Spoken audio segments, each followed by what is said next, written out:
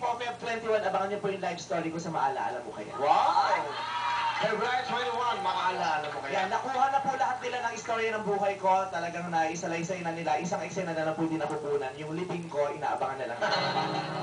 Yeah. Pero serious, Feb 21 po, Maalaala Mo Kaya live story ko. Yung living daw, ha? Yes. Panoodin namin yung living mo. Okay. Tapos every Sunday, karera, nandiyan din po ako. Sino magaling? Pulot, chocolate. Si Chocolate. Bakit? Pero sa akin si Chocolate kasi mas madalas kong napapanood si Chocolate. Ba't ayaw mo manood si Poo? Hindi, wala.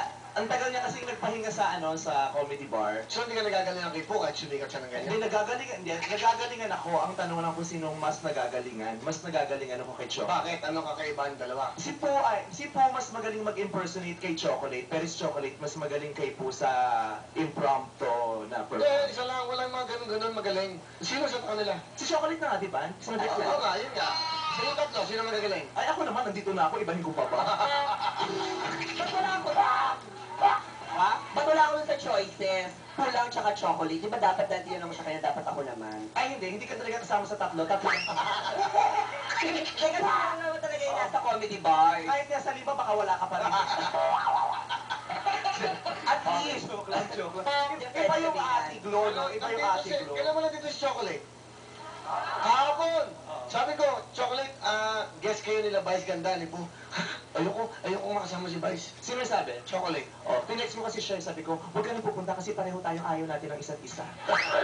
Since siya yung natanong mo ng maaga-aga, ikaw ang nakakuha ng sagot. Pero kung ako yung tinanong mo, ako ang nakuha mo ng sagot na gano'n. Mali ka na tinext. So, ganito. Kung saan nandito si Chocolate, ano gusto mo sabihin kay Chocolate? Ayan, nanonood. Kay Chocolate, isa lang masasabi ko sa'yo, Chocolate. Maraming salamat at ipinanganak ka sa mundo. Dahil na pinanganak ka sa mundo, isa lang ang na-realize ko. Mahal ako ng Diyos. Dahil kung hindi ako mahal ng Diyos, malamang kahawig mo rin ako.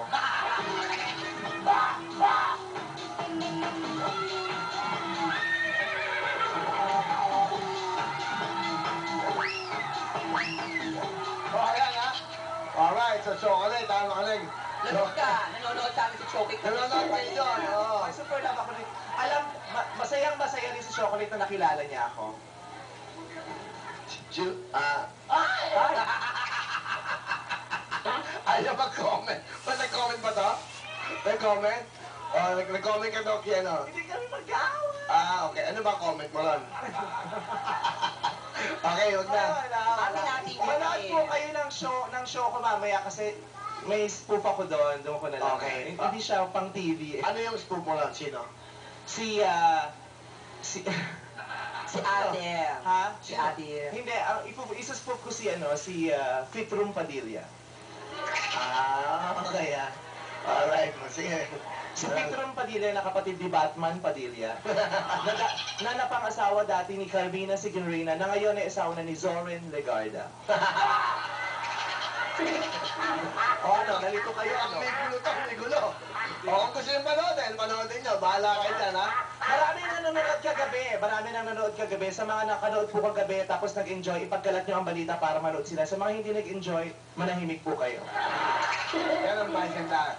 Tonight dyan, okay? Yun lang ang message mo kay Chocolate, yun lang. Opo. May utang mo sa Chocolate? Ay, wala po. Okay lang.